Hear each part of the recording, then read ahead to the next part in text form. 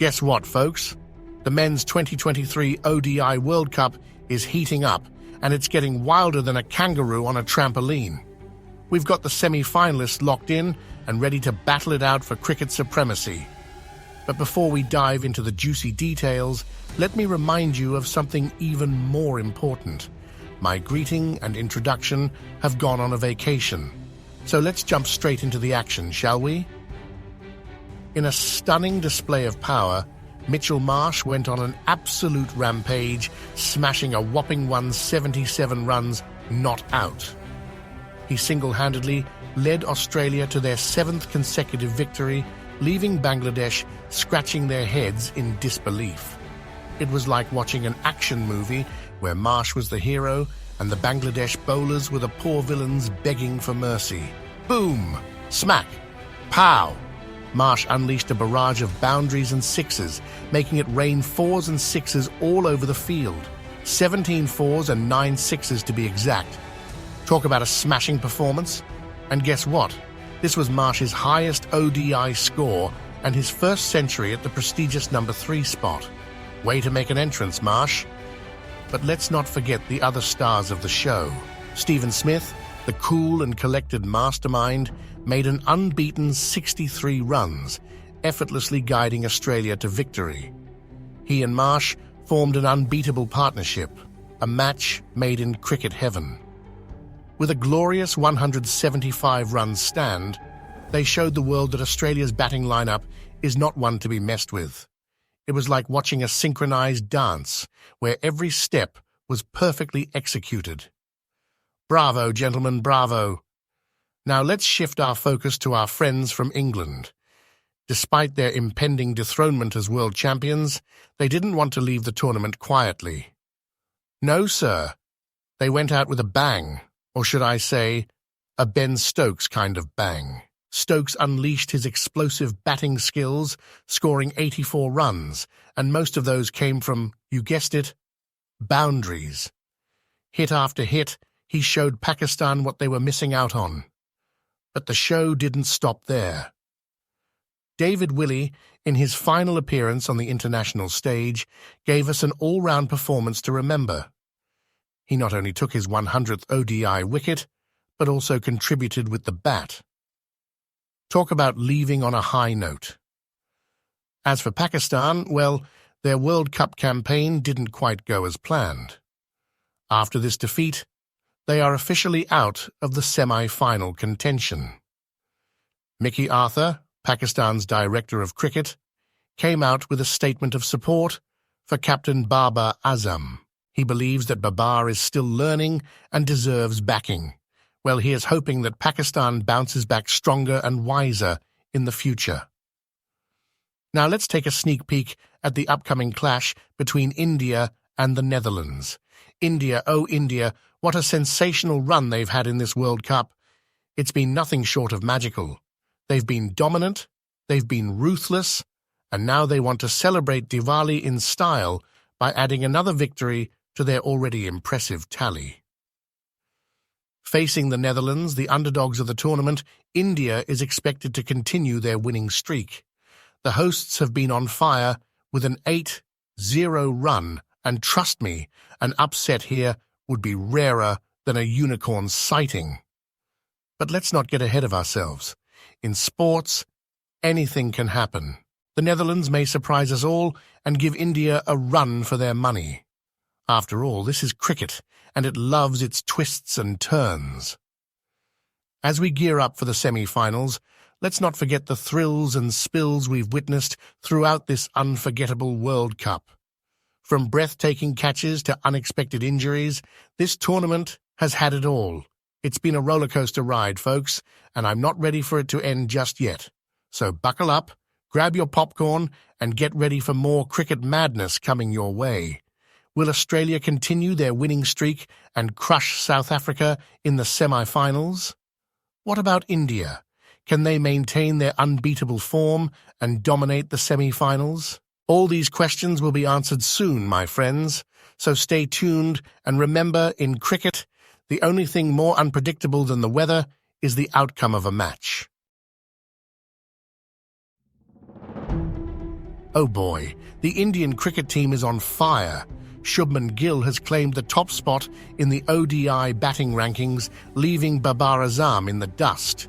And it gets even better, my friends. The Indian domination continues in the bowling department. Mohammad Siraj has clawed his way up 2 spots to become the top ODI bowler, pushing Shaheen Shah Afridi to the back seat. But wait, there's more. The top of the bowling table is just brimming with Indian talent. Kuldeep Yadav has proudly cracked the top 5, while Jasprit Bumrah and Mohammad Shami have secured their spots in the top 10. Can you believe it? It's like an Indian takeover, but in a totally cricket-loving, non-malicious way. And let's not forget about Virat Kohli. After a display of unbeatable talent at the World Cup, he has climbed 3 spots to sit comfortably at number 4 among the batters. He's just 1 rating point away from Quinton de Kock, who's leading the run-scoring race at the moment. But the real star of the show is Shubman Gill. This guy is having a stellar year in ODI cricket, racking up an impressive 1449 runs from 26 matches. He's hit not 1, not 2, but 4 centuries, including a double century. Talk about a power player. His average for the year is an unbelievable 63, which is even higher than his career average of 61. Slow start at the World Cup due to a pesky bout of dengue, but he's bounced back with flying colours, scoring 219 runs in 6 innings. Overall, India's dominance at the World Cup is undeniable. They've won all 8 league stage matches with remarkable ease. Their batting duo of Kohli and Rohit Sharma has been unstoppable, and their bowling unit is like a well-oiled machine. Even though none of their bowlers are in the top 3 wicket-takers list, they've collectively brought down giants like England, Sri Lanka, and South Africa. So, let's give a round of applause to India for their spectacular performances on the pitch. And let's not forget the other stars, like Glenn Maxwell, Ibrahim Zadran, and Fakhar Zaman, who are making their mark on the World Cup stage. It's all shaping up to be an epic battle of talent and skill. So get this, folks. Henry Nichols, the cricket player, has been cleared of ball tampering after being reported during a match. Yeah, apparently there was some footage of him brushing the ball against a helmet during a change of ends. But guess what? The disciplinary hearing said, "Nah, we ain't buying it." They brought out all the fancy cricket rules like Rule 3, 1, Article 1, 15 of the New Zealand Cricket Code of Conduct, and Law 41, 3 of the laws of cricket. But in the end, they couldn't find any evidence that Nichols actually tampered with the ball. They even said his actions were unlikely to alter the condition of the ball or the shape of the ball. So case dismissed. Can you imagine being in that hearing? They had everyone and their cricket-loving grandma testify, Nichols himself, the match umpires, some coaches, and even a representative from the New Zealand Cricket Players Association. It was like a cricket courtroom drama. And guess what else? Nichols didn't let this whole ordeal affect his game. He scored 120 and 30 not out in the same match, helping his team, Canterbury, secure an 8-wicket win. Talk about proving your innocence on the cricket pitch. So, good news for Nichols. He's off the hook and ready to join New Zealand's squad for a 2-test series in Bangladesh. I hope he brings his game face and maybe a helmet, just in case another brushing incident happens. Happy cricketing, everyone! So imagine this. David Willey, the cricket pro, decided to sign off from his international career with a bang. And boy, did he do it in style. Not only did he take his 100th ODI wicket in England's win over Pakistan, but he also spilled the beans about almost pulling out of the World Cup. Talk about last-minute decisions. You see, Willey had already announced that he was quitting international cricket after the tournament. Apparently, he was told that he hadn't been offered a central contract for 2023 to 24, which didn't sit well with him. And to top it off, he found out that he was the only one in the World Cup squad without an offer. Ouch, that's got a sting.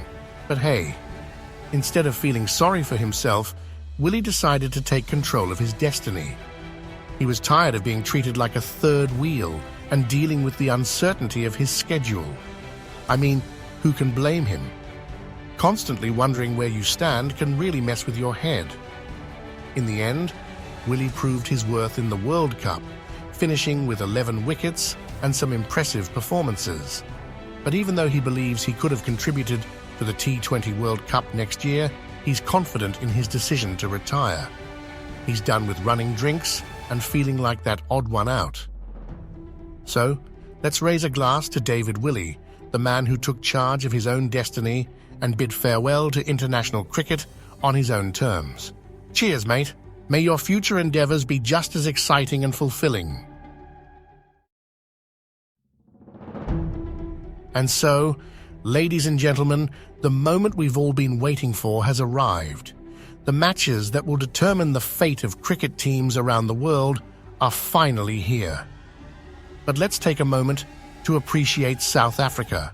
You know, the team that everyone doubted? Even their coach, Rob Walter, said no one gave them a chance. Ouch. But don't worry, it's not because they're a bunch of losers or anything. No, it's just that South Africa had a rough time leading up to this World Cup. They had administrative chaos, missed out on the T20 World Cup semis twice, and barely made it to the 2023 ODI World Cup. So yeah, their odds weren't great. But as their campaign progressed, guess what? They started to look like champions. Suddenly, people were talking about them as if they were the real deal. Sure, they had their fair share of struggles, like not being able to chase against the Dutch or India. And let's not forget how they almost made a mess of it against Afghanistan. But hey, they made it to the semi-finals, baby. And now they're facing their greatest rivals, Australia. Talk about pressure. Will they choke again? Can they pull off a chase? Will the Springbok victory at the Rugby World Cup inspire them? These are the questions that are haunting everyone's minds. But Walter, in his usual calm demeanor, has a simple message. Enjoy the moment, embrace the challenge, and play damn good cricket. And honestly, South Africa has some serious firepower. Just take a look at their batting lineup. These guys have been smashing it left, right, and centre. And they've got a pretty good record against Australia too. In fact, they've beaten them in 16 out of their last 20 matchups. Talk about dominance. But let's not get too ahead of ourselves. Australia is no pushover. They've turned their game around in this tournament, and they're hungry for revenge. It won't be an easy battle, but South Africa is ready to take it on. They've proved themselves before, and now they have a chance to prove themselves again. So buckle up, folks. Get ready for a clash of the titans as South Africa takes on Australia. It's going to be one hell of a ride, filled with twists, turns, and hopefully a lot of laughs. Let's see what South Africa can make of this golden opportunity. Go get 'em! Hey there, folks. Have you heard the latest news from the cricket world? Sri Lanka Cricket, SLC, has been suspended by the ICC. Yeah, you heard that right. Apparently, there was some extensive government interference in the board's administration, and the ICC wasn't having any of it. They put their foot down and said, "No more meddling, folks." Now don't panic just yet.